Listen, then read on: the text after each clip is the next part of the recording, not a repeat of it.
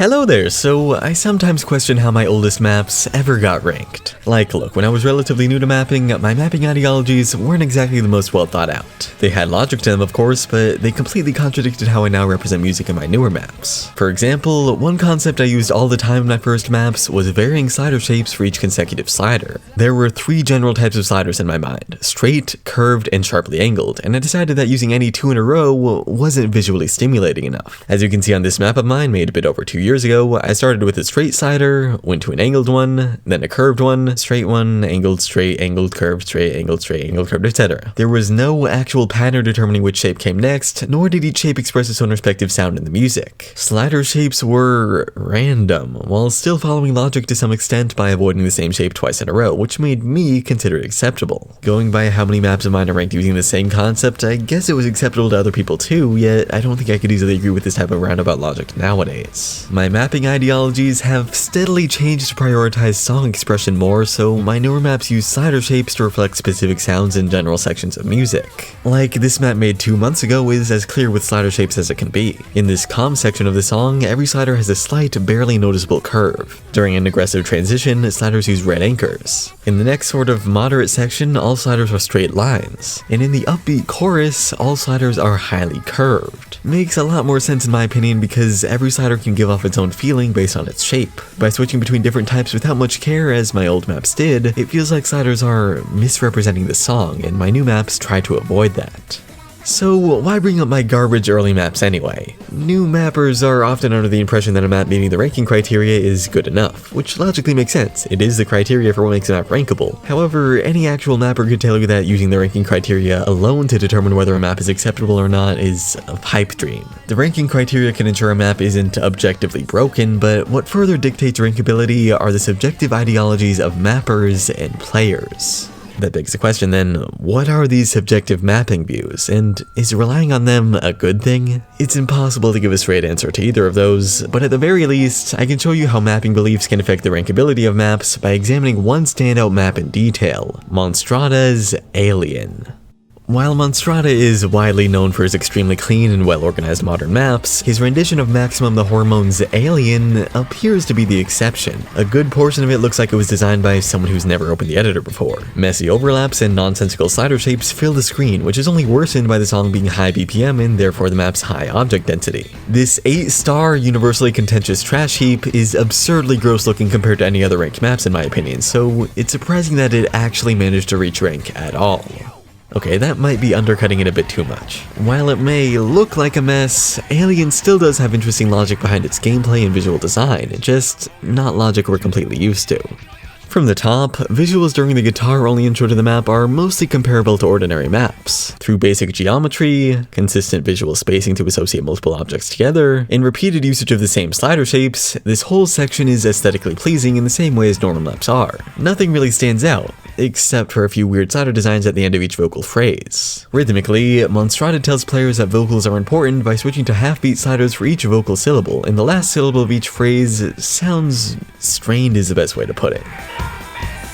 Like you can hear the vocalist sing with a higher pitch, sorta like screaming, and Monstrada indicates that difference from other vocals with a bunch of random slider anchors. They make the slider look messier than usual while still sticking to the initial pattern. This is mostly symmetrical, and these are mostly parallel. The subtle choice here establishes the main concept this map uses, representing the most intense and obnoxious parts of the music with unappealing object arrangement and slider design. The next section shows that undeniably. The song is full of screaming, aggressive guitar noises, and an extremely high-tempo drum beat, and so the map is full of constantly overlapping objects spaced without any clear visual association, as well as slider shapes whose anchors are placed nonsensically. Most people rightfully equate nonsense in mapping with bad mapping, but in the case of Alien, looking like bad mapping was the goal. It uses visual nonsense to reflect the music's absurd intensity. In the sections where the music is at its craziest, objects show that, and when the song calms down, objects return to a more standard composition style. I think the most absurd part of the song is when the vocalist screams twice the speed of anything prior, and Monstrada maps that with repeated 1/4 sliders overlapping and designed with ridiculous shapes. This many objects on screen at once with this kind of mapping perfectly shows what this map was going for in my opinion: legitimate chaos.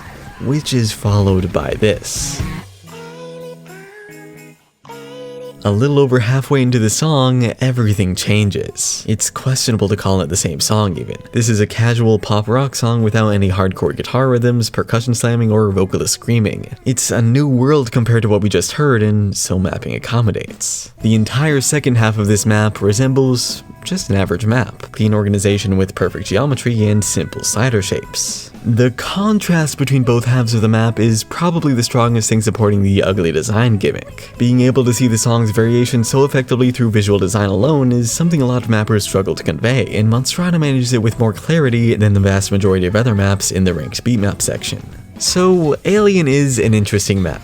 I like its ideas a lot, they're cool. However, if given the chance, I would never nominate Alien for rank myself, and maybe not for the reasons you're thinking. As stated earlier, Alien is a contentious map, but describing it like that doesn't even scratch the surface of how many endless debates surrounded it. As of now, its map thread has over 1,000 posts, and I couldn't reasonably count how many of them are from people complaining about the map's issues while it was close to reaching rank. Some people complained about the map's absurd difficulty, some about specific patterns being problems, some about the difficulty contrast between the first and second halves being unbalanced, and most about the map's ugly parts being straight up bad mapping, a bad example to set, and bad craftsmanship.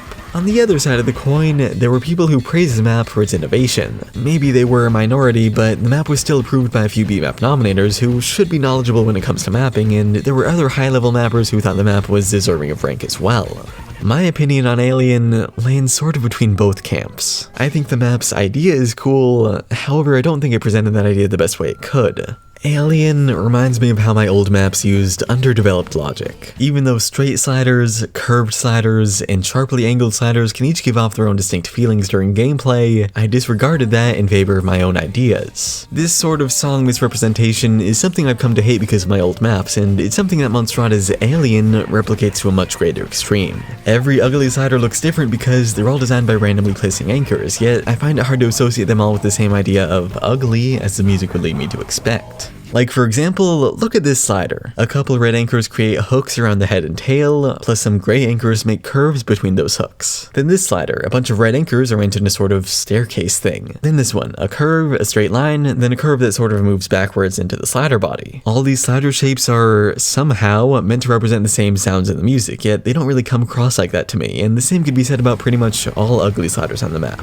Yes, they are chaotically random, so I get how they're intended to relate to the music, but it doesn't feel as effective as, say, another one of Monstrata's maps, Goodbye to a World, which used a similar concept. Visually, this looks a lot different from Alien, but conceptually, they're both alike. Instead of contrasting clean sliders with ugly sliders, this map contrasts natural with robotic. More specifically, that means contrasting ordinary curves and straight lines with obscure, sharply angled sliders. In both cases, slider designs for those second types are random to a degree. Alien uses randomly placed anchors to create ugly garbage, while sliders on Goodbye to a World form any shapes fitting some clearly distinct concepts. They're geometric in some way, they're only made up of red anchors, and a lot of them are parallel to the X or Y axes. These three repeated characteristics for somewhat random sliders are what I think makes this map work better than Alien. You can express the same contrast concept with limitless slider design, but with enough similarities between sliders to give players the same feeling for each one. It's like, even though they're random, they still follow the same robotic theme.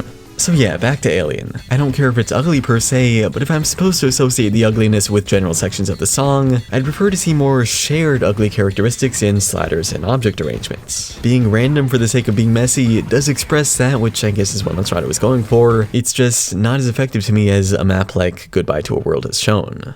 That's also only taking into account visuals. Gameplay-wise, the ugliness can detract in some ways too. Implied slider movement is the idea that a player naturally follows a general path or direction of a slider body. For example, I'd follow a counterclockwise curve with counterclockwise movement and expect the following object to be placed somewhere within this counterclockwise rotation. Not somewhere like over here. For a slider with a hook like this, I'd expect the following object to be somewhere over here and not over here. You get what I mean. On Alien, implied slider movement is sometimes ignored. Sliders are designed in random ways, so curves and hooks and all that don't always indicate how a player should move. That could probably fall under the excuse of it's supposed to be random, but I don't really think that makes it better when most sliders do follow implied movement and a minority don't. But hey, those are just my thoughts on Alien, my own individual subjective ideologies. Everyone complaining about the map had their own reasons as well, so what happened with the ranking process for Alien? When first pushed to the 7-day qualification phase, it seemed like the map's fate had been decided. It received hate from a huge number of people after pages and pages of discussion, and then it was disqualified for one of the weirdest reasons I've ever seen. The world isn't ready for this. The post here goes more in depth, but that sums it up. Alien was taken down because its concepts were too out there and controversial for the mapping scene at the time, and apparently nobody was truly capable of judging it because of that absurdity.